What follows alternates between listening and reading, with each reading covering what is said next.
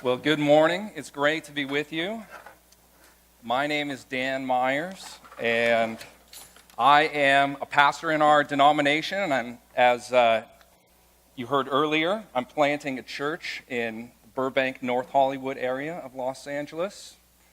And I met Paul Ranheim, your worship director, pastor. We were in seminary together. And so it's great to be in the place that he's at, but even though he's not here today. Thank you for having me. So as a church planter, my job is meeting people and talking about Jesus, making new friends and talking about Jesus. And as we do that, my family and I, we try to bring people into our home so that they might have an encounter with Jesus, so that people might come to follow Jesus. But even that word, follow Jesus, it's kind of a weird word in our context, in our culture. What does it mean to follow? You might think of following a sports team, right? I'm a big Dodgers fan. Follow the Dodgers, right? What does that mean? Well, I keep up with what they're doing.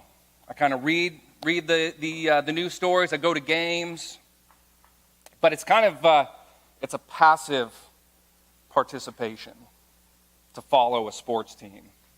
It's on the sidelines. Another following that we hear a lot is Twitter followers, right? We follow people on Twitter. And what does that look like? What does that involve? It involves clicking a button, maybe paying attention to what's going on with that person, maybe responding. But again, it's still kind of passive participation. So what does it mean to be an active follower? Well, to be an active follower of Jesus, you have to encounter Jesus.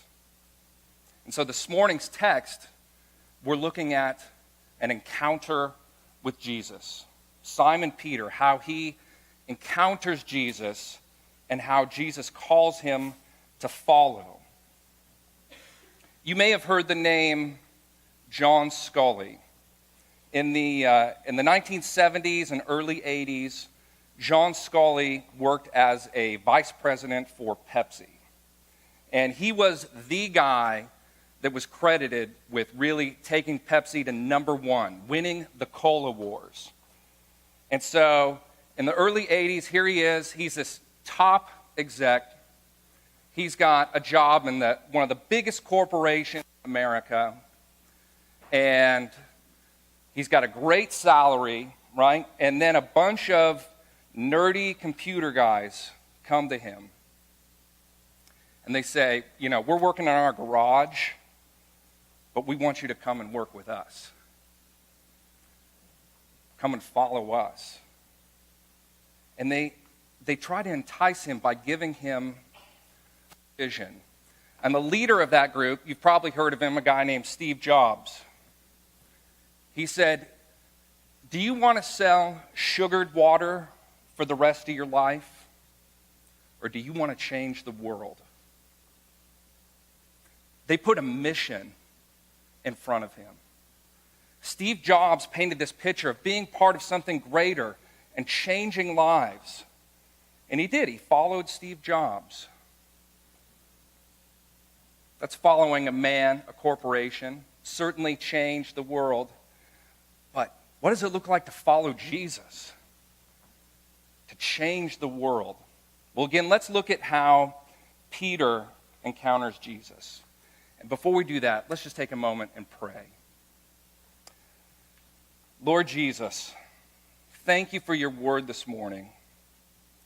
I pray that I would encounter you this morning, that each of us would encounter you this morning.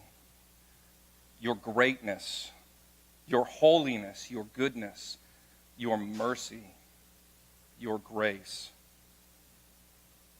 Lord Jesus, would you compel us to follow you, not as passive participants, but as active active in your mission. Call us today. And we ask it in your name, through the power of your Holy Spirit. Amen. So, a little context to this story. This is such a great story. And Peter encounters Jesus at kind of the beginning stages of Jesus' ministry. And so, what's been going on? Jesus has been preaching. He's been preaching in synagogues. He's been traveling a little bit. His preaching is different than anything anyone's experienced. It comes with such power and authority because as he's giving his word, he's also demonstrating his power through healing, through the casting out of demons. And Peter's encounter that we have in Luke 5 is not his first encounter with Jesus. You see, in chapter 4, right before this text, we find Jesus, he had been preaching in the synagogue, and he leaves, and he goes to Peter's home. And Peter's mother-in-law is ill, and Jesus heals her. She has this fever, and she's instantly healed to the point where she's up and ready to serve them. And then Jesus heals many more. And at the synagogue, he's casting out demons. So that's this first encounter that Peter has. And then we come to the scene in Luke 5. And we find Peter with his crew. They're fishermen. They've been out fishing all night. Now, Peter is a commercial fisherman. He's not a recreational fisherman. He's not out, lone man with a pole, nice little canoe. No, this is work. This is hard, blue-collar labor. Okay, so these boats that they're on, they fish at night. And they fish all night long. And the nets that they use take about 4 guys to work it because they're incredibly heavy. And so it's 4 guys, hand over hand, casting it out in these big circles and then pulling it in. So it's very, very hard, strenuous work. So they work all night, and then when day breaks, they come into the shore, and they finish their shift by cleaning out the nets. Okay, and that's the scene that we come upon in Luke 5. They're on the shore, they're cleaning their nets, finishing a night's work, and here comes Jesus. And he's got a crowd with him. You see, as he's been preaching and demonstrating his power and his authority, it's drawn a crowd. I want you to think of, I'm sure you've seen this a million times in a TV scene or in a movie scene where you've got celebrities. Maybe it's a big rock band and they're in a limo and you've got just a crowd of people around and they can't get through, right? So what do they need? They need a stage to set a little distance apart so that they can address their crowd. And so that's what Jesus does here. He comes and the crowd is just pressing in on him. And so he calls to Peter. Now Peter, again, he's on the sidelines at this point. He's watching it all kind of take place, watching this crowd come in. And he calls Peter and says, Peter, can I use your boat? What are you going to say if you're Peter? You just healed my mother-in-law. No, you can't use my boat. Of course, right? Okay, that's easy enough. We're just finishing up here. I'm pretty tired. I'm working all night, but the boat, that's easy enough, right? Okay, so you can have the boat. So Jesus takes the boat and he delivers a sermon. Now Peter is transitioning because he's been on the sidelines watching it all. But now Peter's got to push him out a little bit. So now Peter's in the boat. And he's got a front row seat to what's happening. And isn't it interesting how Jesus engages Peter? He engages him with a need. Jesus engages him with a need. Jesus, who's the creator of all things, who's God himself, he has no needs, right? But he engages Peter with his own need. Can I borrow your boat? And what does that do for Peter? Gives him importance, gives him dignity, gives him an opportunity to respond. as we've been gathering people in our church planting effort, one of the first events we did was we had a concert in our home. So all these people that we've been meeting with one-on-one, we brought in for a big party, big concert. And my next door neighbor, he works for a rental company. And so I went to him and I said, we need some chairs for this big party that we're throwing. Could you help us out? He said, yes, absolutely. And he donated all the chairs. He delivered them himself, and it was amazing. And it was this opportunity for me to lead with our need. And it engaged him. And it pulled him from a passive participant to an active participant.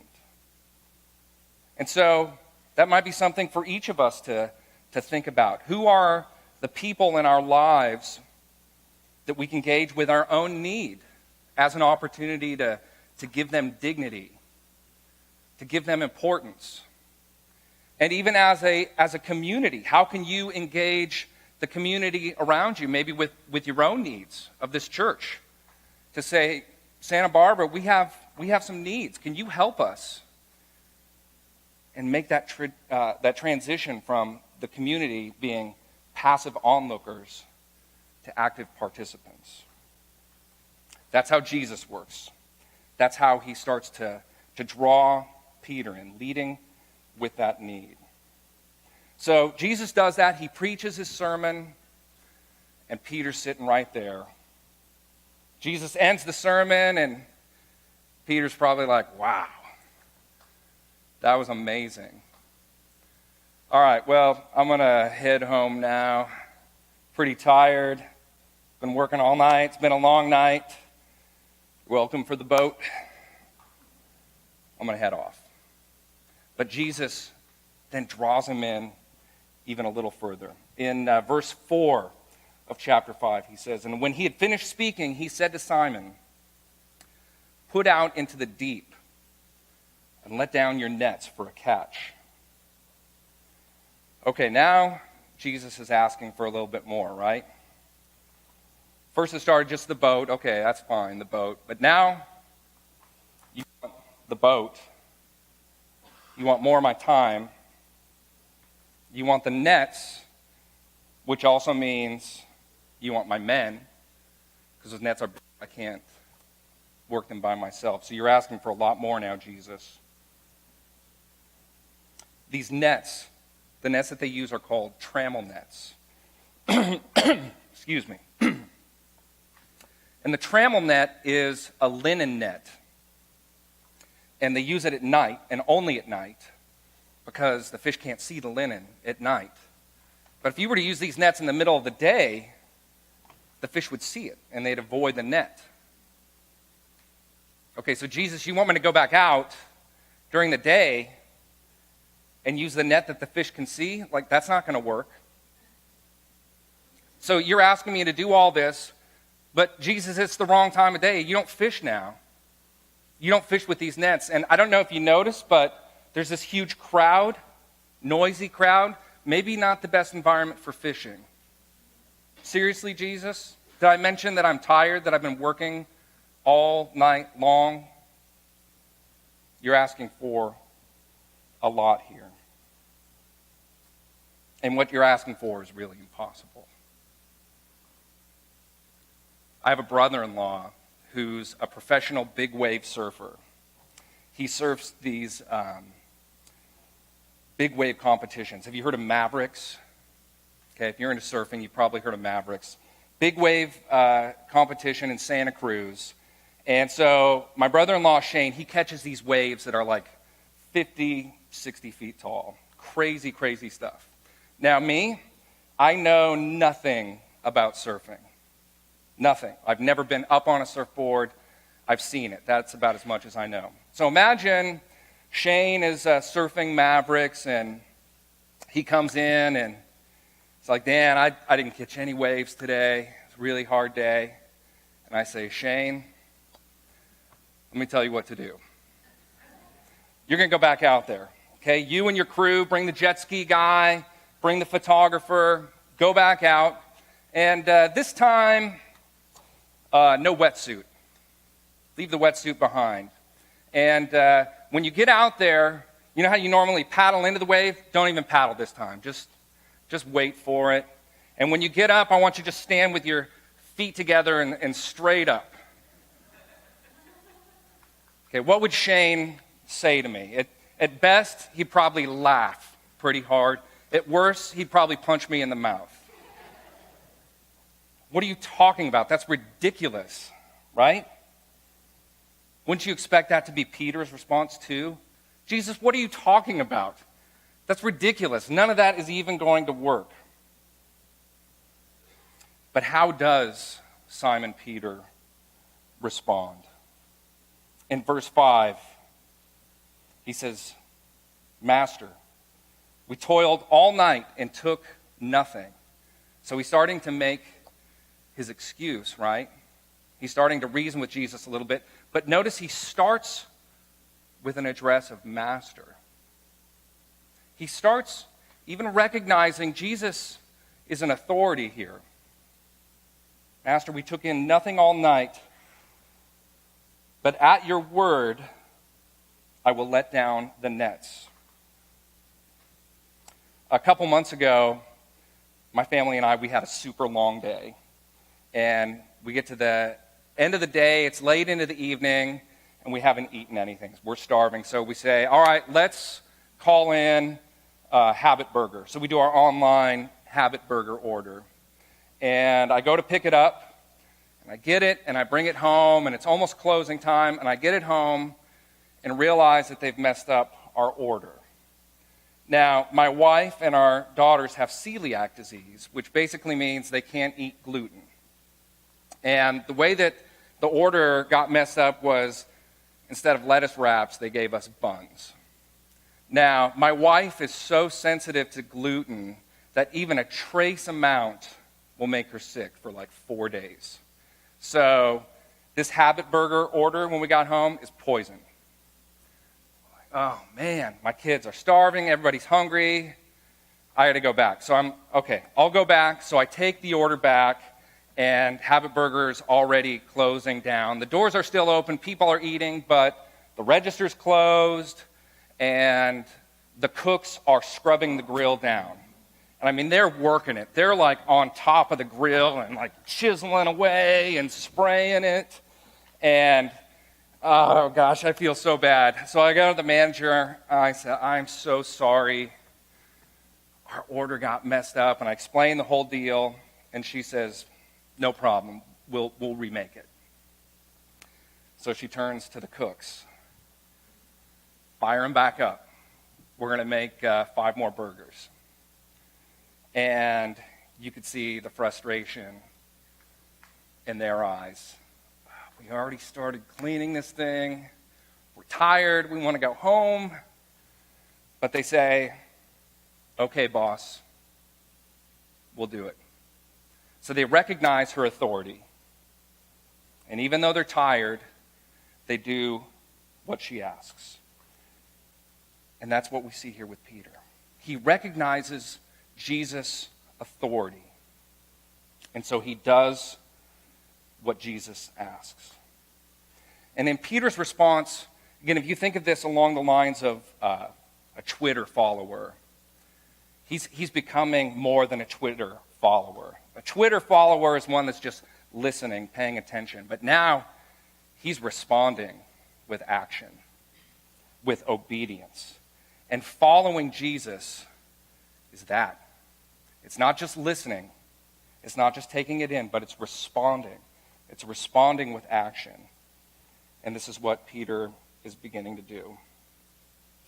And the amazing thing here is that Peter is obedient, not in the face of what he's powerless over.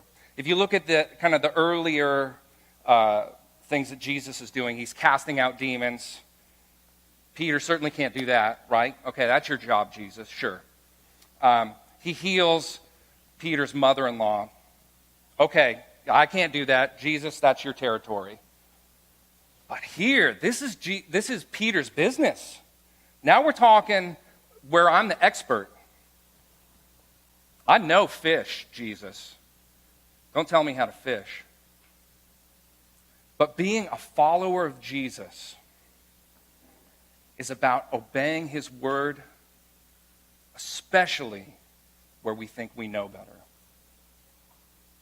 where we think we're the expert. It's so easy for us to say, okay, Jesus, Sunday morning, that's all yours. The rest of the week, don't tell me how to do that. You want to tell me what songs to sing and pray, fine. But the rest of the week, that is mine. That's where I'm the expert. Don't tell me how to close a business deal, Jesus. Don't tell me how to spend my money, Jesus. Don't tell me about how to conduct myself in the bedroom, Jesus. I think I know better. Isn't it so easy to go there? But Peter's showing us even those places where we think we know better, where we think we're the expert. And even when Jesus calls us to do something that makes no sense and seems impossible, if we honor Jesus as master, as the authority, then even then, and especially then, we have to be obedient and listen to what he has to say. It's not just the areas where we think we're weak, but it's the areas where we think we're strong.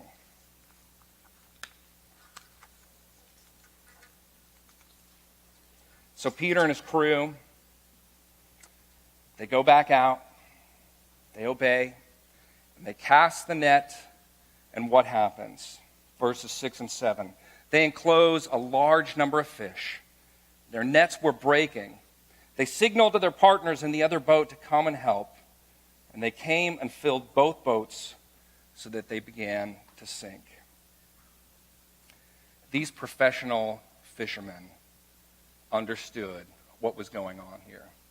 This was miraculous. This was a miracle like they had not experienced. But why this miracle? Most of Jesus' miracles seem to respond to some kind of dire need, right?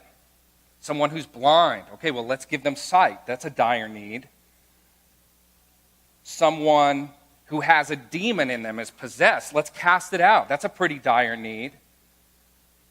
Someone who has died. Let's raise them to life. That's a pretty dire need. But you didn't catch fish last night? Why? Why this miracle? Well, what Jesus is doing here is he's pointing back to something. He's pointing back to the beginning of the story. He's pointing back to creation. He's pointing back to Eden. What is the first thing that God tasks mankind with in creation? He says, you're to have dominion over the fish of the sea. Genesis 1:27. Have dominion over the fish of the sea. But then in Genesis 3, as Adam and Eve rebel against God's good rule, when they say, I'm not going to listen to you in this area, I think I know better here. When they do that, a curse comes upon creation. And God tells mankind, your work now will be frustrated. Through sweat and toil will you labor. And isn't it interesting that that's the very word that Peter uses with Jesus? We toiled all night. There's curse in that. There's frustration in that work. And what Jesus is showing them in this miracle is that this is what a taste of the kingdom is like. What I'm doing here is restoring back to paradise. When you had dominion over the fish of the sea without toil, that's what the kingdom is like. That's what Jesus is ushering in. There's another character that we know named Peter. This Peter is C.S. Lewis's Peter from The Lion, the Witch, and the Wardrobe. And there's a great scene in that story where Peter and his two sisters are hiding from the Witch of Narnia. And they're being aided by these talking beavers. And they're hiding in a cave with the beavers. And while they're there hiding from the witch, they hear the sound of sleigh bells. And it's Father Christmas. And they come out and they see that it's Father Christmas. And the beaver says, this is going to be a nasty knock for the witch. And Peter says, what do you mean? And the beaver replies, didn't I tell you? The witch made it always winter, but never Christmas. And then when the children encounter Father Christmas, he says, she, the Witch of Narnia, has kept me out for a long time, but I've got in at last. Aslan is on the move. The witch's magic is weakening. And that's exactly what's happening in this encounter with Peter. The curse is weakening. When Jesus comes, he's setting things right. He's setting things the way they're supposed to be. There's not supposed to be frustration and toil in our work. There's not supposed to be sickness and death. And so Jesus is showing this crowd, he's showing this people, but right in front of him, he's showing Peter, this is what my kingdom is like. I'm righting what's wrong in this world. You're getting a taste of my kingdom. Jesus is on the move, and he is reversing the curse. Now, Peter and his crew, they have this incredible catch, right? And remember I said that they're commercial fishermen. So what does a huge catch mean for commercial fishermen? What does it mean? Money. These guys have hit the lottery. It's the biggest catch that they've ever encountered. And how does Peter respond? Let's look at verses 8 through the first part of 10. But when Simon Peter saw it, he fell down at Jesus' knees, saying, depart from me, for I am a sinful man, O Lord. For he and all who were with him were astonished at the catch of fish they had taken. How would you respond? Okay, you just hit the lottery. Jesus just gave you everything. Let me tell you how I would probably respond. Not probably, this is exactly how I would respond. Baby, get the phone. You got to get a picture of this. Okay, make sure you got me and Jesus, both of us, right? Yeah, and you can see you got the boats in the background. The fish are piling over. You can see they're sinking, right? Oh, man, this thing's going to blow up on Facebook, Twitter, Instagram. I'm going to be known. That's how I'd respond. But Peter, doesn't this seem bizarre? He falls to his knees and says, depart from me, for I am a sinful man. Why would he do that? Well, we sang about it this morning. Those first songs, it's in our liturgy. When we come into the presence of God, to the presence of the divine, it shows us who we are. We see our humanity for what it truly is when we see God. And that's what happened to Peter. There's a great verse in Romans 2, verse 4. The Apostle Paul says, essentially, that the kindness of God leads to repentance. And so, Simon Peter is overwhelmed. He can't even understand what's happened.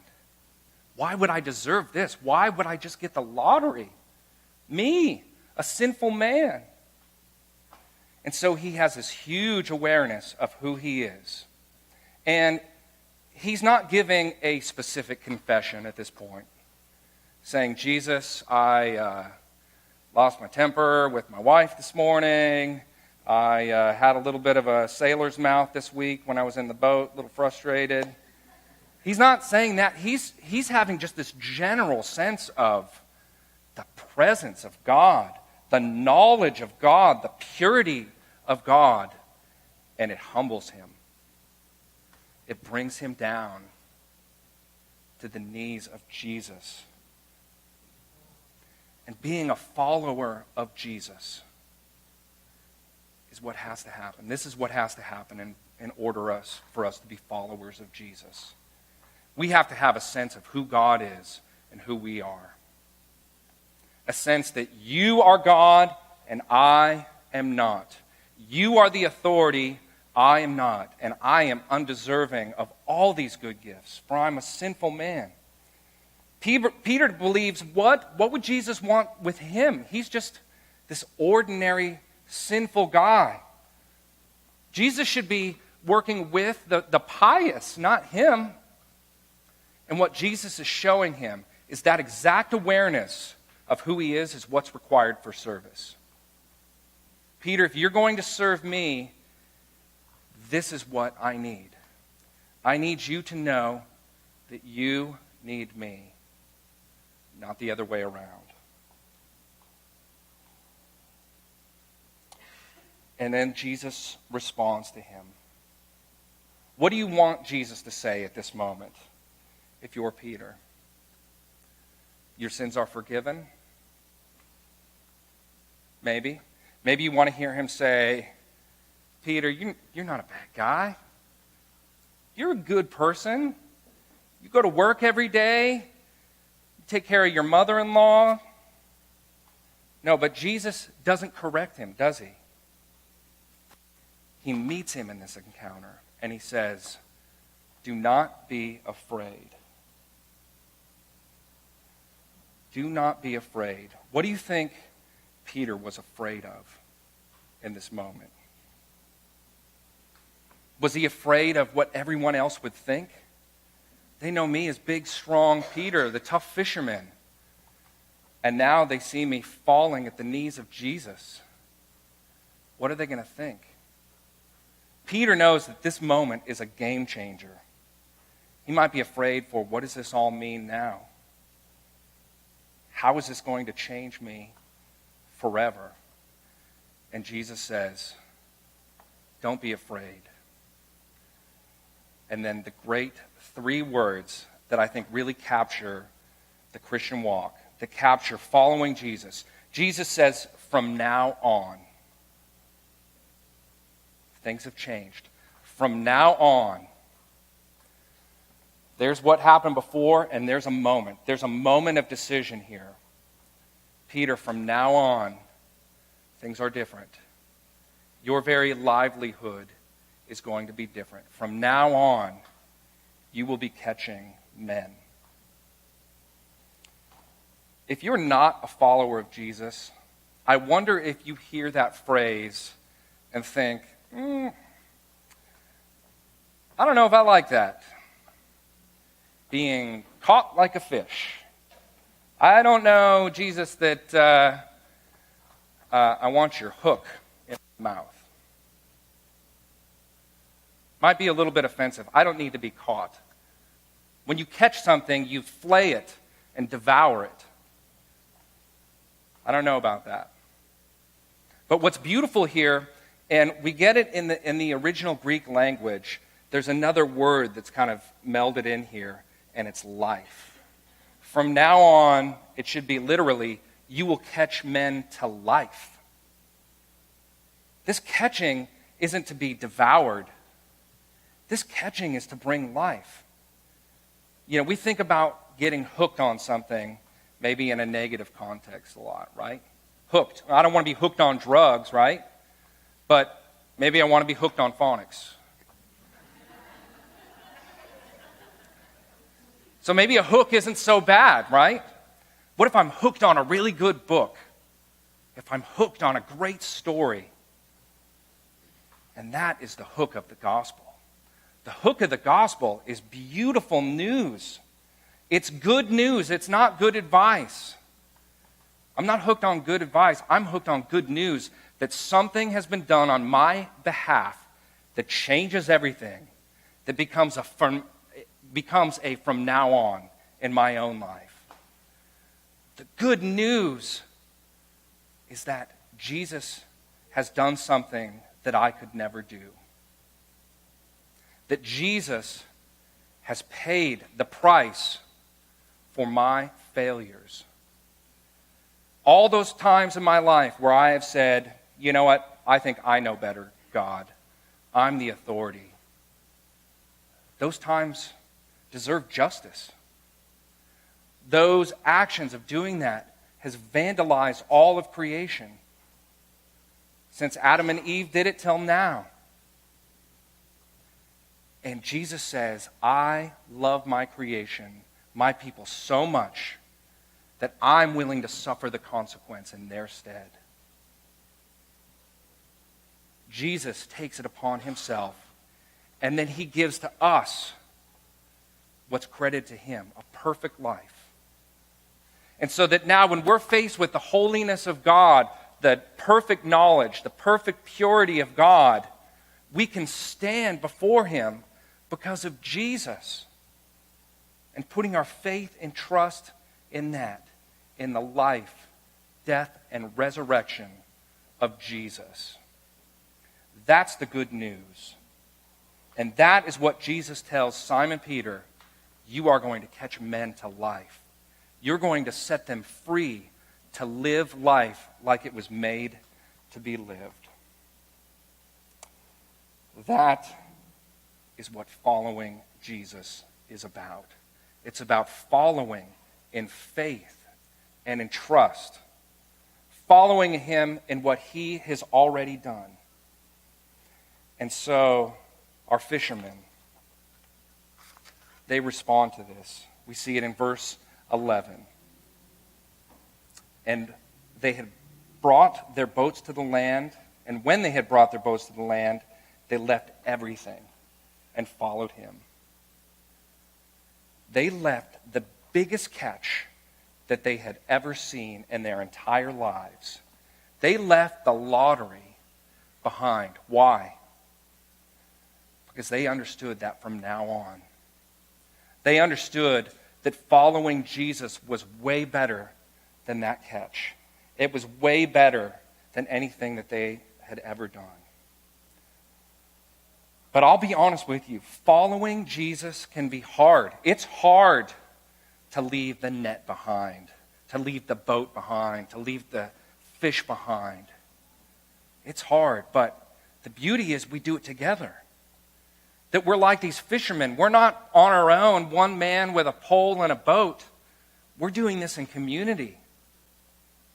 And so we can help one another to follow Jesus. So what does it mean for us? If we want to be true followers of Christ, we too have to leave it all behind. Church, let's not be Twitter followers of Jesus. Let's be active participants in his kingdom. Let's leave behind every priority of this world. Leave behind the priority of accumulating possessions and finding identity in what we do or what we desire. But instead, let's switch our priority to the priority of Jesus and joining his mission to change the world, catching men and women and children to life. That is what we're called to. And in doing this evangelism, again, we do it together. We work together and we cast the net wide. And the great comfort is that the catch is not determined by our skill and our know-how, but by the direction of Jesus himself, bringing the fish into his net. The harvest is ripe, but the laborers are few. And so I tell you, church, do not be afraid. From now on, you will be catching men to life. Let's pray together.